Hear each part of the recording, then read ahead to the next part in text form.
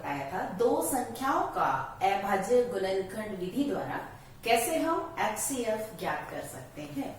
तो बेटा एचसीएफ ज्ञात करने के लिए हम गुणनखंड करते हैं, और कौन से गुणनखंड करते हैं? जो अभाज्य हैं, और फिर उन संख्याओं में जो सार्व गुणनखंड है वही उन संख्याओं का महत्तम समापवर्तक होता है। बेटा आज मैं आपके लिए लेके आई हूं एक बहुत ही बढ़िया टॉपिक। वो क्या है? संख्याओं की विभाजकता की जांच, कि हम बिना भाग की प्रक्रिया किए बिना ये जांच सकते हैं कि ये संख्या किस अंक से विभाजित हो सकती है।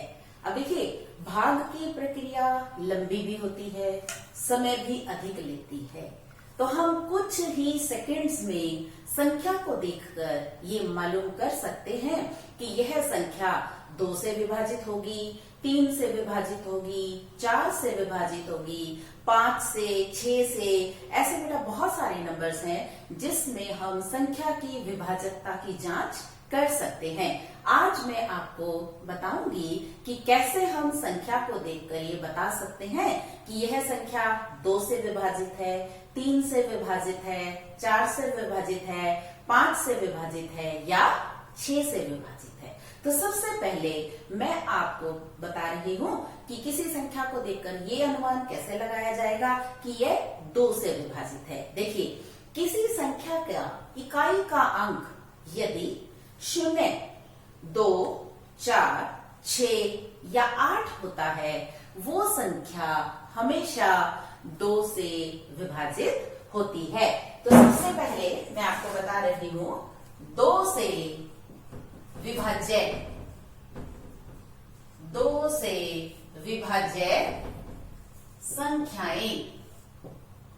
2 से विभाज्य कौन सी संख्याएं होती हैं? जिनका इकाई के स्थान पर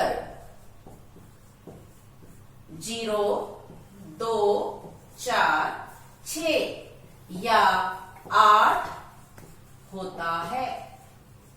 इकाई के स्थान पर 0, 2, 4, 6 या 8 होता है, वो संख्याएं किससे विभाजित होती हैं? 2 से। जैसे मैं उदाहरण के तौर पर लिख सकती हूं 32, 64, 128, 2008, 336 इत्यादि। बहुत सारी संख्याएं ऐसी हैं जिनके इकाई के स्थान पर 0, 2, 4, 6 या 8 है, वो संख्याएं किससे विभाजित होंगी? 2 से। तो 2 से विभाजकता की जांच हम ऐसे कर सकते हैं। इसके बाद किसका नंबर आता है? 3 का। 3 से विभाज्य संख्याएं कौन सी होती हैं? 3 से विभाज्य। अब देखिए, किसी संख्या के अंकों का योग यदि 3 का गुणज है तो वो संख्या हमेशा 3 से विभाजित होगी। संख्या के अंकों का योग यदि संख्या के अंकों का योग 3 का गुणज है, 3 का गुणज है, तो वह संख्या 3 से विभाजित होगी। अब इसका भी हम उदाहरण ले सकते हैं। जैसे कोई भी उदाहरण हम ले सकते हैं और उसके अंकों को योग करके देखेंगे, तो अगर 3 का गुणज है तो वो 3 से विभाजित हो सकती है। देखिए, जैसे 990, 990 में अंक है 9, 9 और 0। अगर मैं इसके अंकों को जोड़ती हूं तो मेरे पास आता है 18। 18 क्या है? 3 का गुणज है। तो इसका मतलब 990 3 से विभाजित होती है। देखिए कितना आसान तरीका है। हम एक और उदाहरण लेते हैं, 63,921। अब 63,921 21 एक 5 अंकों की संख्या है। हम इसमें जोड़े अंकों को 6 जमा 3 जमा 9 जमा 2 जमा 1 जोड़िए। 6 जमा 3 9, 9 जमा 9 18, 18 जमा 2 20, 20 और 1 21, और 21 भी क्या है? 3 का गुणज है। इसका मतलब 63,921 संख्या 3 से विभाज्य है।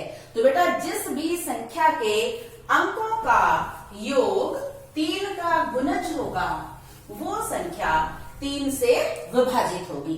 अब किसका नंबर आता है? 4 का। अब 4 का कैसे पहचान करना है कि जो भी संख्या आपको दे रखी है उस संख्या के पिछले 2 अंक उठाने हैं। यदि पिछले 2 अंकों से बनी संख्या 4 से विभाजित होती है तो वह पूरी संख्या 4 से विभाजित होगी। तो ये कौन सा है? 4 से विभाज्य। 4 से विभाज्य कौन सी संख्याएं होगी? जिस संख्या के अंत के 2 अंकों का विभाजन 4 से होगा। ठीक है, कैसे लिखेंगे हम इसमें? संख्या के अंत के 2 अंकों से बनी संख्या यदि 4 से विभाजित है, या हम ये कह सकते हैं 4 का गुणज है। ठीक है, बड़ी संख्या यदि 4 से विभाजित है तो वह संख्या 4 से विभाज्य होगी।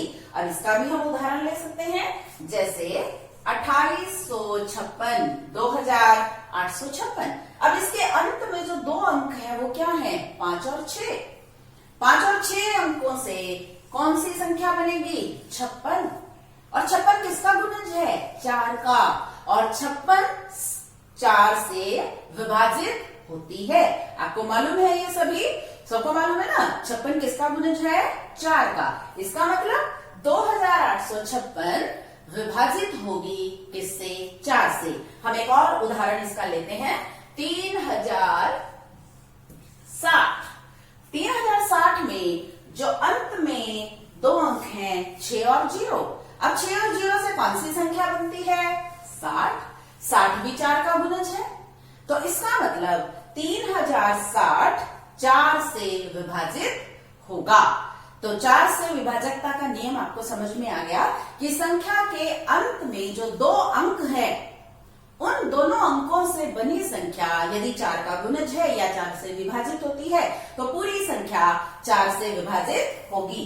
और बेटा अब चलते हैं 5 की तरफ। संख्या कौन सी होगी 5 से विभाजित? यदि किसी संख्या में इकाई के स्थान पर 0 या 5 आता है तो वह संख्या 5 से विभाजित होती है। 5 से विभाज्य कौन सी संख्याएं होती हैं? यदि इकाई के स्थान पर 0 या 5 हो तो वह संख्या 5 से विभाजित होती है। अब आप कहेंगे कि आपने ये बताया था कि इकाई के स्थान पे अगर 0 हो तो 2 से भी विभाजित है। हाँ, वो संख्या 2 से भी विभाजित है, वो संख्या 5 से भी विभाजित है। अब इसका हम उदाहरण ले सकते हैं, 440, 555, 1355, कुछ भी हम ले सकते हैं। इकाई के स्थान पे क्या है? 0, तो विभाज्य किससे है? 2 से भी और 5 से भी। इकाई के स्थान पर क्या है? 5, किससे विभाजित होती है? केवल 5 से। इकाई के स्थान पर क्या है? 5। तो ये 5 से विभाजकता का नियम है कि हमने संख्या देखी और देख लिया उसके इकाई के स्थान पर क्या लिखा है। अगर इकाई के स्थान पर 0 या 5 है तो हम फटाक से अपना उत्तर क्या देंगे कि हाँ, यह संख्या 5 से विभाजित होती है। और इसके बाद बेटा आता है 6 से विभाज्य। 6 से कौन कौन सी संख्याएं विभाजित हो सकती हैं? 6 से विभाज्य। अब बेटा 6 से वो संख्याएं विभाजित विभाजित होंगी जो 2 और 3 से विभाज्य हैं, जो 2 से भी विभाजित हो सकती हैं और 3 से भी विभाजित हो सकती हैं। वो संख्याएं कौन सी संख्याएं हैं? वो 6 से भी विभाजित होती हैं। जैसे 6 के गुणनखंड 2 और 3 होते हैं, मालूम है आपको? 2 भी अभाज्य है, 3 भी अभाज्य है। 2 और 3 की गुना कर देंगे तो 6 आ जाएगा। तो जो संख्या 2 से विभाजित है और 3 से विभाजित है तो वह 6 से अपने आप ही विभाजित हो जाएगी। तो इसका भी हम उदाहरण ले सकते हैं। मान लीजिए मेरे पास संख्या है 990। अब 990 इकाई के स्थान पे क्या है? 0 है, तो ये 2 से विभाजित हो रही है। अंकों का योग क्या है? 18, जो कि 3 का गुणज है, तो 3 से भी विभाजित हो रही है। तो हम कह सकते हैं कि 990 6 से भी विभाजित होगी। यानी कि 6 से विभाजकता जांच करने के लिए हमें यह देखना है कि क्या वह संख्या 2 से विभाज्य है और वो संख्या 3 से विभाज्य है। यदि 2 और 3 दोनों से विभाज्य है तो वो संख्या 6 से भी विभाजित होती है। तो बेटा आज मैंने आपको क्या क्या बताया? 2 से विभाजकता, 3 से विभाजकता, 4 से विभाजकता, 5 से विभाजकता और 6 से विभाजकता। 2 से कौन कौन सी संख्या विभाजित होती हैं? जिनके इकाई के स्थान पर 0, 2, 4, 6 या 8 आता है। 3 से कौन सी विभाजित होती हैं? जिस संख्या के अंकों का योग 3 का गुणज होता है। 4 से कौन सी संख्या विभाजित होती है? यदि संख्या के अंत वाले 2 अंकों से जो संख्या बनती है वो 4 का गुणज है या 4 से विभाजित है तो पूरी संख्या 4 से विभाजित हो जाएगी। 5 से कौन कौन सी संख्याएं विभाजित हो सकती हैं? जिनका इकाई का अंक या तो 0 है या 5 है। 6 से कौन सी संख्याएं विभाजित हो सकती हैं? जो 2 से भी विभाजित होती हैं और 3 से भी विभाजित होती हैं। बेटा आज मैं आपको केवल इतना ही बताऊंगी और आपको होमवर्क करने के लिए कुछ संख्याएं मैं भेजूंगी। वो आप मुझे करके बताएंगे कि वो किस किस नंबर से विभाजित होती हैं। और कल मैं आपको बताऊंगी 7 से विभाजकता, 8 से विभाजकता, 9 से विभाजकता, 10 से विभाजकता और 11 से विभाजकता। तब तक आप मेरी इस वीडियो को देख के अपनी बुद्धि में ये बिठा लीजिए कि हम बिना भाग दिए कैसे संख्याओं का विभाजकता के बारे में जांच कर सकते हैं। Thank you so much. Have a nice day. Take care.